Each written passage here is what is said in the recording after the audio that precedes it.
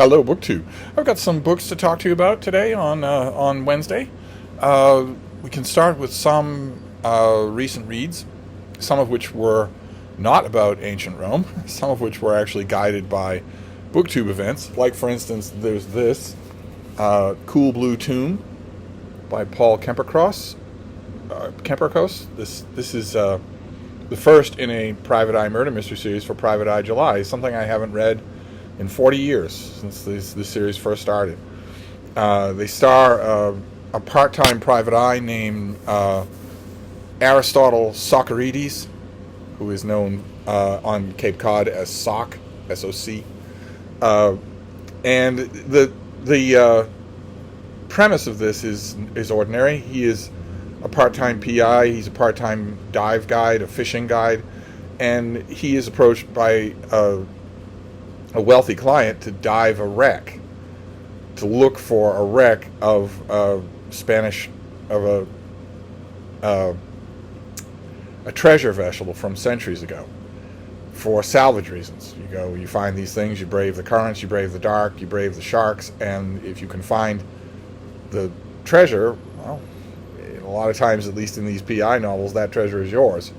But the minute that the case is brought to him, you get all the usual stuff that is involved in such a PI story, where the person who brings the case might not be trustworthy, all the people connected with them might not be trustworthy, the good guys who inevitably show up in the second 40 pages, they might not be trustworthy, etc., etc., and there'll be peril at sea. I love how the whole Cape Cod water world is described in this book. I didn't particularly fall over myself loving this when I first read it. I liked it a lot more the second time, and I remember reading this first book. I remember that this series does very much get better, not just in terms of plotting and density of plot, but also in terms of how the writer writes, how Kemperkos writes. He gets better at it as he goes along. So it's entirely possible. I don't know that I'll subject you to it for Private Eye July, but it's entirely possible that I will reread this whole series. There are a few of them later on that I know I haven't read. I think I just wandered off from it at the time. But Private Eye July is a BookTube event created by Jim at Mystery and Mayhem to celebrate private eye fiction. So it seems like a good time to revisit these things. There's a later novel in the series called Sharkbait, for instance, that I'm pretty sure I haven't read. And if there are any after that, I definitely haven't read them. So that was one bit of reading. Then another bit of reading guided by BookTube was Book Trek, a BookTube event created by Vin at Revenant Reads, where we read Star Trek fiction all summer long. And I just recently found, when was this? I just recently found a mass market paperback of this old thing, My Enemy, My Ally by Diane Duane. Star Trek number, what is it, 18? From back when these in the 80s, yes? Yeah, 1984, back when the Star Trek novels were coming out and regularly and being hotly debated, hotly dissected by Star Trek fans, and had numbers on the cover. And this, I hadn't reread this in quite some time, and I've reread it a few times. I really, really enjoy this book. I really enjoy. Diane Duane wrote two great Star Trek novels, and this was one of them. And this one was, in some ways a lot less original, a lot more of a traditional Star Trek story, because it doesn't haul in as many original concepts. This is very much the Federation that we recognize, very much the Star Trek world that we recognize, and also a character that we recognize, the Romulan commander from the original series episode, The Enterprise Incident, who fans could not get enough of her. The minute that episode was over, they wanted to know everything about her. She was the subject of a huge amount of fan fiction, and always has been. She's a fascinating figure. I don't 100% agree with how that episode ends, but she herself in the bulk of that episode is a fascinating character. And these novels, Diane Duane decided to flesh out not only her, but the Romulans, all of Romulan society. in enormous detail in this book. And I think there was another book that wasn't anywhere near as good that was by her as well. But this is a terrific adventure. And I'd forgotten, rereading it for Book Trek, I'd forgotten how much of this involves Jim Kirk. I think I must not be the only one who finishes the episode The Enterprise Incident largely thinking of that Romulan commander in connection with Mr. Spock. And this does much more than that. Of course, I have the Jim Kirk and Spock and the female Romulan commander, whose name we never learn. She tells it privately to Mr. Spock, but she doesn't say it out loud. We learn it in this book. But this is not canon. No books are canon in Star Trek. I have those three on my mind because whenever it's Book Trek time, for me, it's always time for The Price of the Phoenix by Sandra Marshak and Myrna Culbreth, a Star Trek novel that appeared much even earlier than this one, that involves Spock and Kirk and the female Romulan commander. There's a lot more substance here, a lot more texture. Even though I hate to say it, of course, because I'm a fanboy, there's a lot more writing talent here. Diane Duane is just a terrific page-turning writer. So I really, really enjoyed this. And it held up really well. It got a little nick in the back cover there, but it held up really well. I decided to read it as a mass-market paperback rather than the ebook that I have. Just something about an old mass-market paperback felt more true to the spirit of Book Trek. I don't know if that's true. I think only because I read all these things in this format before the internet existed. I think you could make a case that even truer to the spirit of Book Trek would be to read these things on Star Trek technology, to read them on an e-reader. I didn't, but I might next time. Then there was Rocket Summer, another BookTube event created by Michael K. Vaughan to celebrate classic science fiction. And I just recently got in the mail a gift. This thing edited by Donald Wollheim and Terry Carr, two great science fiction editors who teamed up on the editing of this little thing. The World's Best Science Fiction, 1966. Just a little mass-market paperback that is already falling apart. This will not last the whole read. And I didn't read the whole thing. I read 2 short stories last night. I read Over the River and Through the Woods by Clifford Seamack, which I had read before, but juxtaposed in this volume with the other one, I'd never read that. That's the neat thing about anthologies, is that even stories from authors that you know well feel different when they're sandwiched between authors that you don't know so well. And that was the other one. I also read The Decision Makers by Joseph Green, both of them from 1965, and I had never read, as far as I know, I've never read Joseph Green before, unless Joseph Green is a pseudonym the way it sounds. And I loved them both. Thought they were wonderfully eloquent. Just both of them perfect examples of the kind of thing I'm talking about when I say that there's a thing that pre-modern science fiction can do to get around the fact that we know more about the actual science involved than the authors did at the time. The way to get around that is by just elevating your narrative, and both of them do. I mean, with Seamack, I was expecting it, but Joseph Green, I don't recall off the top of my head if I've ever read any Joseph Green, but I really liked both those stories. They were all that I had time for. Last night, I had a lot of reading time, commandeered by Ancient Rome, but I still had time for BookTube events. And then we can look at books in the mail, new books, like for instance this thing, which I opened just a minute ago before I realized that I should film that. Excuse me. This is by John Willis, and it is called The Pale Blue Data Point. And the subtitle is An Earth-Based Perspective on the Search for Alien Life. I have no pub sheet with this thing, so we'll just read the back. This comes out in October. Is there life off Earth? Bound by the limitations of spaceflight, a growing number of astrobiologists investigate the question of studying life on our planet. Astronomer and author John Willis shows us how it's done, allowing readers to envision extraterrestrial landscapes by exploring their closest Earth analogs.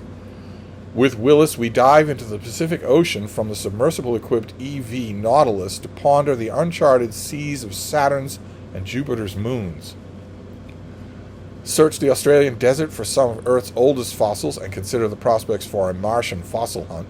Visit mountaintop observatories in Chile to search for the telltale twinkle of extrasolar planets and eavesdrop on dolphins in the Bahamas to imagine alien minds. With investigations ranging from meteorite hunting to exoplanet detection, Willis conjures up alien worlds and unthought-of biological possibilities, speculating what life might look like on other planets by extrapolating from what we can see on Earth on our single pale blue dot, as Carl Sagan famously called it, or, in Willis's reframing, scientists' pale blue data point. And I think the title refers to the fact that when it comes to living biospheres, we only have the one to study, just our own.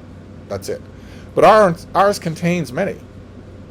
If you go down into the blackest depths of the ocean, you will find extremophile life down there that is not cognizant of the sun and is not at all dependent on the sun. It lives off vents at the bottom of the ocean. So it isn't dependent. It lives off the chemicals there. It lives off organisms that also evolved down there. None of it has any connection with the sun, with the surface, with anything like that. And it's all under crushing pressure. And yet it thrives. Life thrives down there. And that is important because a couple of the most likely environments in at least our solar system for microbial life would also be environments that are far away from and effectively cut off from solar radiation. So is it possible for a meteorite to blast into the icy surface, the icy crust of some moon of Jupiter or Saturn? The crust reforms right away, but there were biological organisms, or at least biological makeup, in that meteorite, which now is interacting with a sub-ice ocean that never sees any sunlight, but that may, for all we know, have geothermal vents down deep. What happens? If that happens, and given 4 billion years, that could happen. It could happen multiple times. We would never know if it happened. All evidence would be gone. But it could have happened, and if it did, well, some of those organisms might be able to live and propagate and evolve. So the idea here is to study the most extreme environments on Earth. We know that it would be pointless to study the non-extreme environments on Earth because we know that no non-extreme environments exist in the solar system.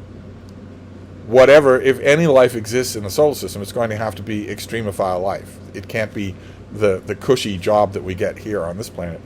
This sounds fascinating to me. I'm hoping that there's a lot in it about exoplanets. I find the latest dispatches on that subject fascinating. Okay, so let's open packages next. That one was open. We've got a few more that aren't open. But we'll just forge ahead here. Okay, good. Good. All right, well, I'm not getting far away from ancient Rome, but that's not going to happen, and I don't want it to, so that's great. This is a new book. This comes out in July. This comes out in just a couple of weeks. This is by Jane Draycott, and it is Fulvia. And the subtitle is The Woman Who Broke All the Rules in Ancient Rome. And any of you who know who Fulvia was, or know anything about her from your thumbnail of Roman history, will know what she's doing on the cover of this book. She's doing exactly what it looks like she's doing. But let's see if maybe the pub sheet mentions it. Oh wow! The pub sheet starts with blurbs, but not from reviewers. It starts with blurbs from the ancient world. Oh, that is really clever. Who wrote this thing? Oh, it's not credited. That is really clever. From Cicero, we hear, a thoroughly rapacious woman, as cruel as she is greedy. Cicero, in these ancient blurbs, gets pride of place. Considering that cover, that is pretty fitting. A woman who took no thought for spinning or housekeeping, meddlesome and headstrong, that's what Plutarch says. She caused the death of many, both to satisfy her enmity and to gain their wealth, says Cassius Dio. And nothing of the woman in her except her sex, says Valerius Paterculus. So of those, only Cicero actually knew Fulvia. Fulvia was born into wealth, privilege, and prestige around the year 80 BCE. That's BC, standing for before Christ. Yet there was nothing inherently special about her. She was not a saint, an empress, or a queen. But during the years leading up to the fall of the Roman Republic, Fulvia was moving in the most powerful social circles, and by her death in 40 BC, she had amassed a degree of political and military power unprecedented for a woman. Her success came at considerable cost, however. None of her 3 marriages to politically powerful men, most famously Mark Antony, lasted, and 3 of her 5 children died violently. She was repeatedly ridiculed for daring to step outside the confines of the domestic sphere. The deliberate and systematic destruction of her reputation shaped her legacy for 2 millennia. Ample literary, documentary, and archaeological sources for Fulvia exist, yet most contemporary depictions of her were extremely negative. In this book, historian Jane Draycott, reading between the lines of the ancient evidence, proposes a more nuanced interpretation. Using Fulvia as a guide, she invites readers to visit an unfamiliar Rome, one in which women played a crucial role during Rome's violent transition from a republic to a dictatorship of the Roman Empire.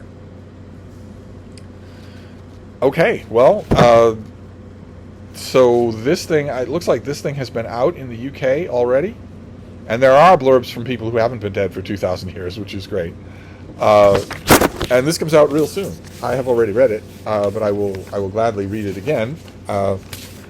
This time taking notes. So that comes out later this month for you ancient Rome fans. Fulvia by Jane Draycott. Are we going to revive her reputation? Are we going to see nuance? All right, then we'll do this this next one here. It's from a publisher, but it's fairly heavy. It could be a finished copy of something. No, it's an advanced copy of something. It's still big. What have we got here? Okay, well, yeah, this is huge. This is not, I will read this, but this is not obviously going to be this book's final home. This is by Sven Beckert, and it is called Capitalism, A Global History. And it is 1,400 pages long, and it comes out in late October. Okay, so I think we all know who's going to be reading this. Now, I will read it, especially if a second copy is sent under a separate cover. So this is the magnum opus of legendary historian Sven Beckert, the founder of Harvard's program on the study of capitalism, whose impact on his field is unparalleled. His last book, Empire of Cotton, was published to widespread critical acclaim, winning the Bancroft Prize, named one of New York Times' 10 most important books of the year, and a finalist for the Pulitzer. Now, Beckert brings his authoritative grasp of global history and captivating writing to a much larger scale. Capitalism is a landmark event 8 years in the making, a global publication heralding a new, ambitious global narrative that unravels the defining story of the past 1,000 years of human history. Capitalism, Beckert argues, was born global. Well, I assume that's why you keep using that word.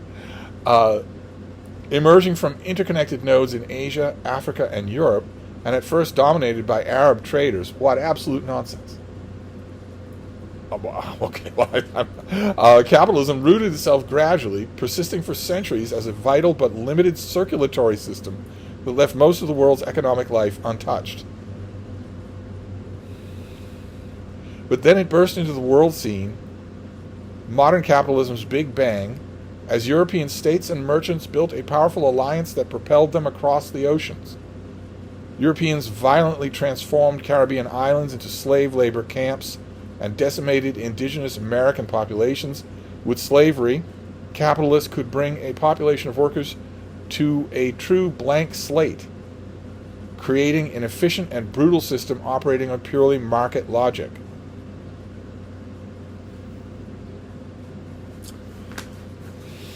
Almost sounds like you're implying that there was no brutalization of slave people before capitalism. It almost sounds like you're implying that.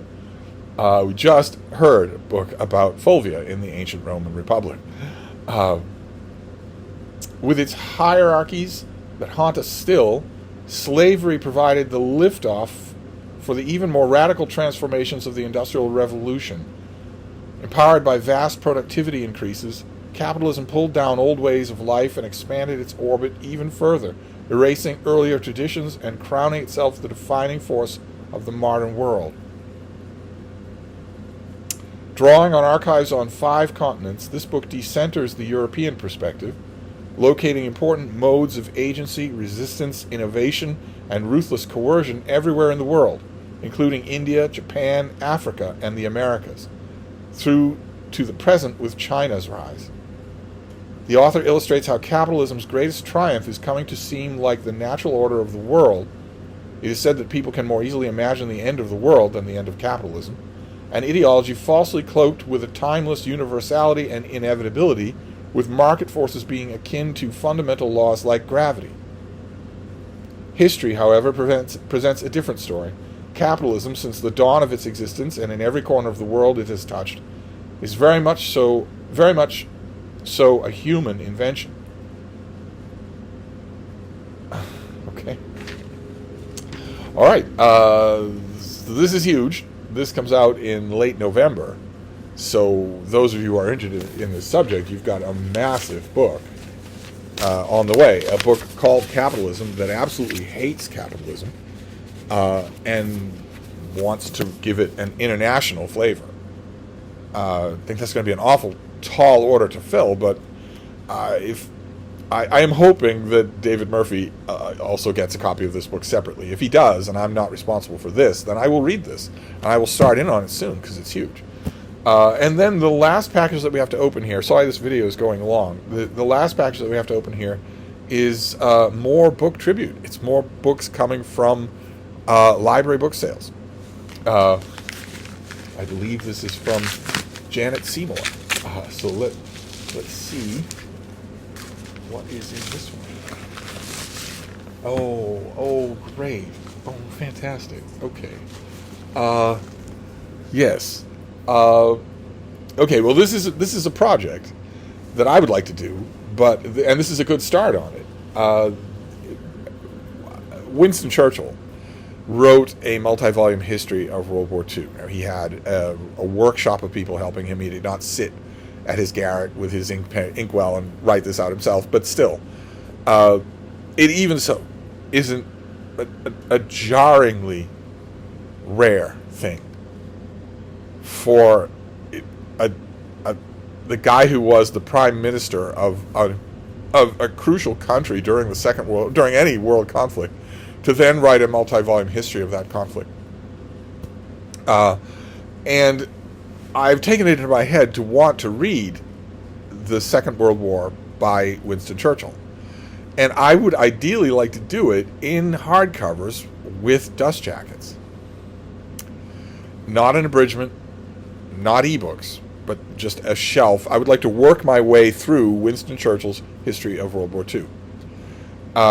And I now have a start on that. I have Volume 6, Triumph and Tragedy. And there we have, it's in the library book sale shape, but I can fix that. And here we have Volume 2, probably the most famous volume of them all, Their Finest Hour. This is also in a little bit of rough shape, but it won't be when I'm done with it. I will clean it up. So, I wonder if these will actually tell me. Will these books actually list what I need? What do I need? If you were a good publisher, you're the old Macmillan, aren't you? Houghton Mifflin. So,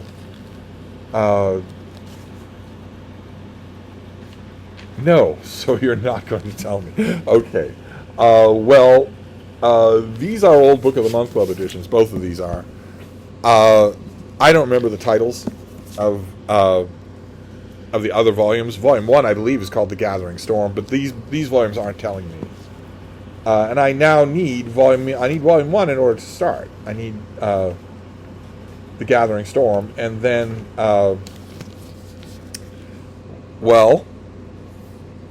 3, 4, and 5. So I need 4 of these volumes now. So it's a lifelong thing. I will clean these up and put them in really good shape so that they will last. But I'm not going to start in. Obviously, I'm not going to start in until I have all the volumes and all like this. That's wonderful, though. I have the beginning of this project. I once upon a time, years ago, actually on this channel, I hauled it on this channel. I hauled a big box set of the mass market paperbacks of these volumes that I no longer have, and I have no idea where that is. I know that I would not have sold that set. I know that I would not have mailed it away. I would have told someone, no, you're going to have to wait. I'll find another one. And yet I have looked, and that set is not here. It is nowhere to be found. That's annoying, very annoying. But I'm not sure. I mean, it's a neat set, but I'm not sure that I would have wanted it anyway for this, because those mass markets would be mighty difficult to read and keep in any kind of operating shape. Whereas these things are tougher. So I will wait. I will wait until I have them all, then I will work my way through them all and see what they have to say. If I remember correctly, there's a lot more score settling on Winston Churchill's part than is seemly for something calling itself the Second World War a history.